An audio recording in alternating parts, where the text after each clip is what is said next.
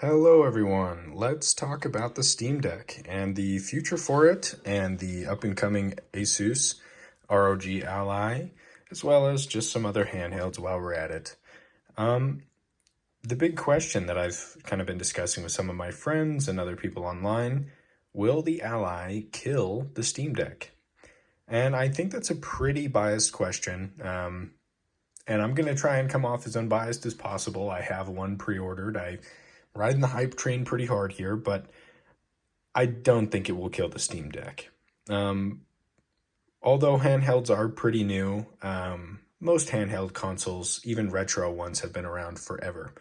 Um, and by forever, I mean as long as technology has been able to permit handhelds existing.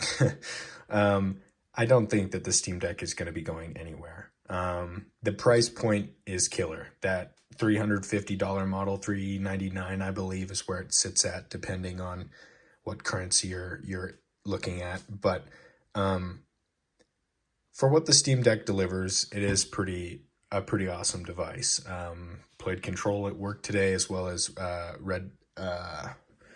Resident Evil 4, the remake. That is a super fun game.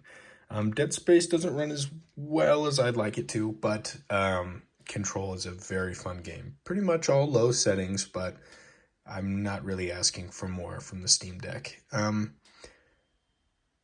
As far as price point goes, that's really what the Steam Deck has going for it versus the Ally. As soon as you compare the $700 version, $650, but as soon as shipping applies, depending on where you get it from, that can bump up to $700 really quick. As soon as you compare the $700 of the Steam Deck to the Asus ROG Ally, things start to fall off pretty quickly. There's a lot of mods, a lot of tutorials you can find online where you can modify the Steam Deck to have an extra X amount of storage. And that's really the only thing you're getting different. Besides the screen, there's been some comparisons between the low end, the low and the middle end version of the Steam Deck versus the high, that $700 one.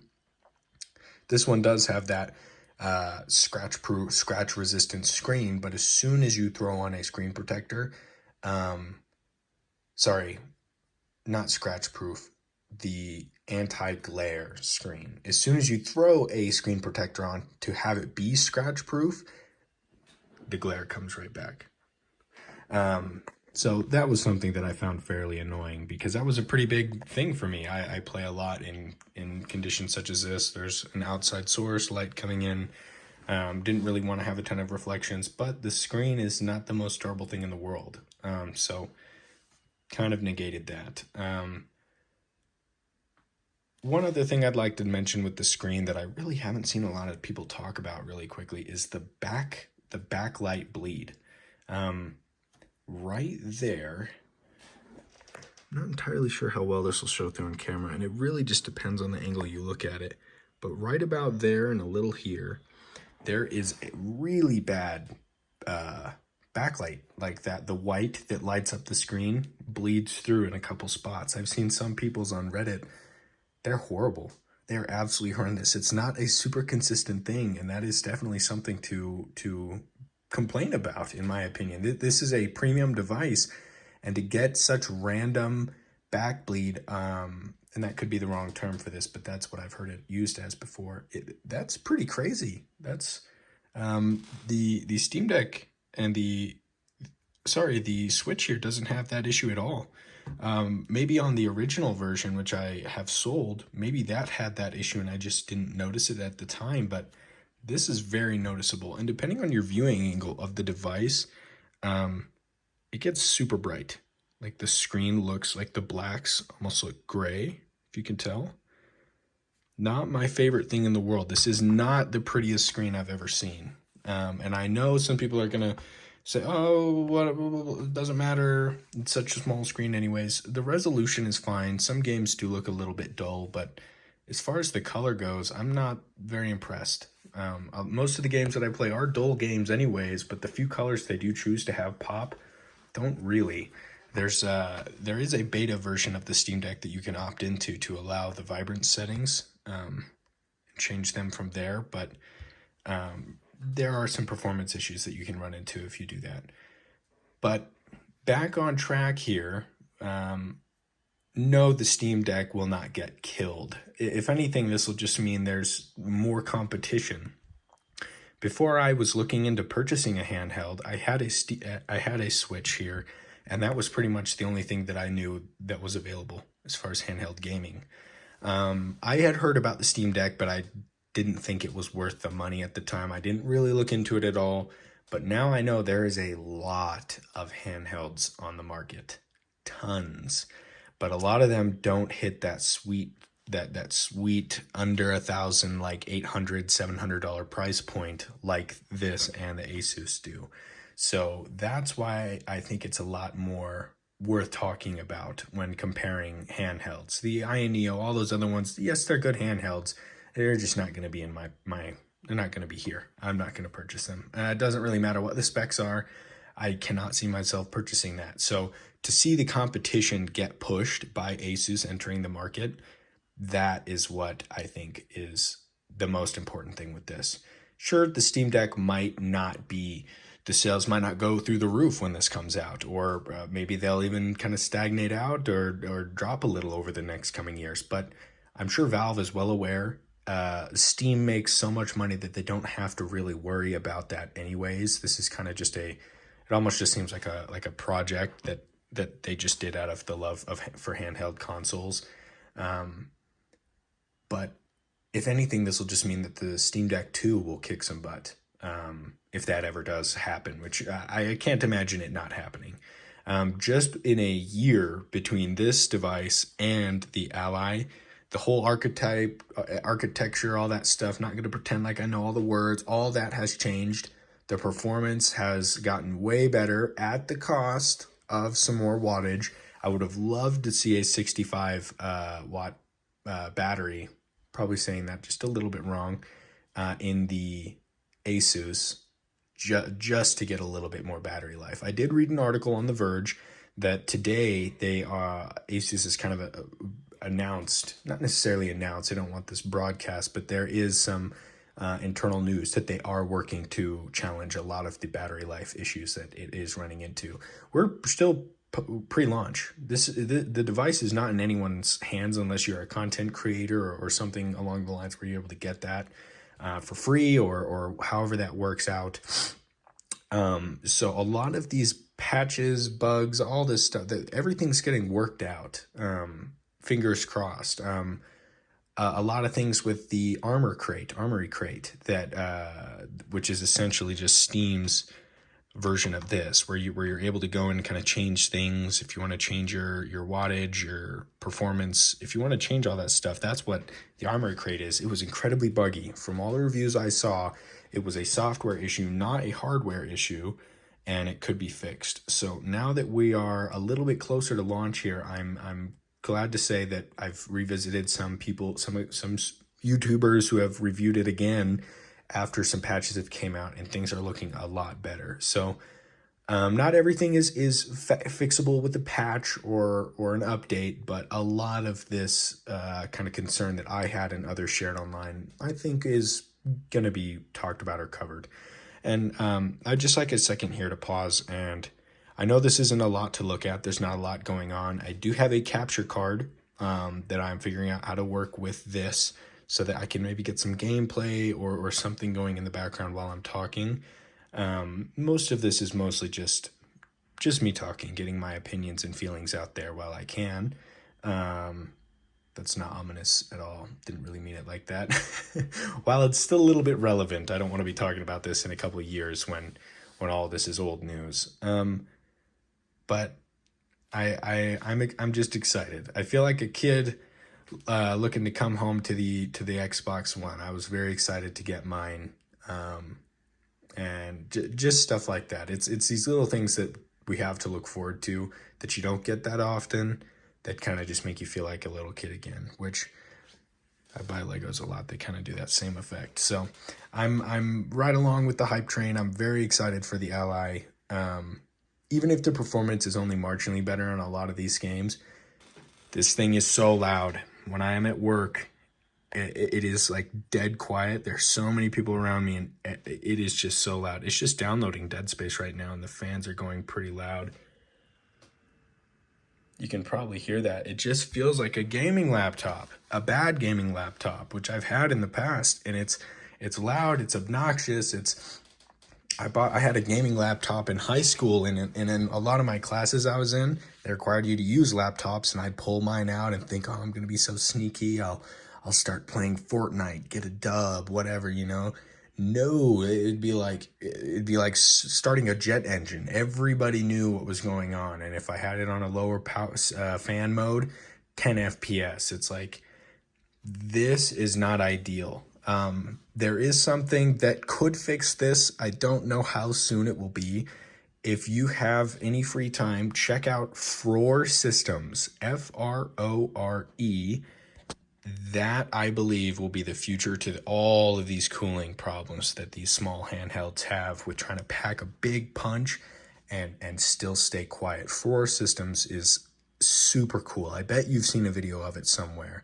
Go look those up. Go watch a video on those. And if you do, leave a comment. Let me know if that blew your mind like it did me. The fact that it's a solid state chip, right? Like, imagine like a SSD or something, but it cools. It uses a micro membrane that vibrates and pushes air into a copper plate. It slams it into a copper plate and forces the air out. And it's like 10 times more efficient than a fan. You could slap 3 of those in here, condense the size, virtually silent. It's like, that's the kind of things that I'm looking forward to, and why I think handhelds are just on the up and up. These are just back in my day models. That's why I'm hanging on to these. I think that these will be really cool to have in the future. I'm never going to sell one of these because if anything, they'll be really cool to display and pull off, dust off, and play every once in a while, because I think handhelds are going to be changing in the next couple of years here. A lot smaller, a lot more efficient, and frankly just turn into gaming PCs. You already can see that you've got attachments and stuff of graphics cards that you can add on. I can imagine you have your home set up and you can just take this thing out and go. And it's like the CPU of all CPUs, but it's in a handheld. And I'm really excited. That kind of stuff really makes me happy. So I don't think they're going anywhere. I do think that it is important to take into account the price and what you're getting when you're getting the Steam Deck, and to really make sure that this is a purchase that will help you in the long run. The Switch here is a little dated. It's pushing some, I think it was like the actual stuff in here was developed in like 2016 or 2015, I think, and it came out in 2017. It's getting there. Somehow can still run Apex Legends, Fortnite. No clue how they're able to have that stuff work on there, but I just thought it's worth mentioning that something this thin, this small, can still play those kinds of games. So the Steam Deck is just its big older brother, and the Ally is its more fit, more attractive senior older brother who plays football, I guess. Steam Deck's a little bit more nerdy in that sense, but I think I'm dragging on a little long here. I think I touched on pretty much everything I wanted to touch on. It's very competitive.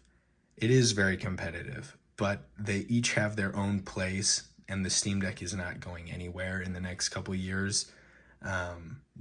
Things don't die. It won't get killed.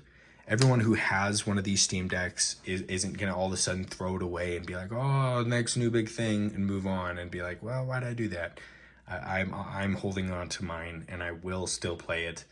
It's just a next step in the evolution of handhelds. It'll just keep getting better and hopefully cheaper. They're able to pack some pretty powerful stuff in that Ally, and the big thing is the Asus. They don't have a marketplace. They don't own Steam. They're not able to make these low price points and just have infinity of money in the background coming in from CSGO gambling and all that.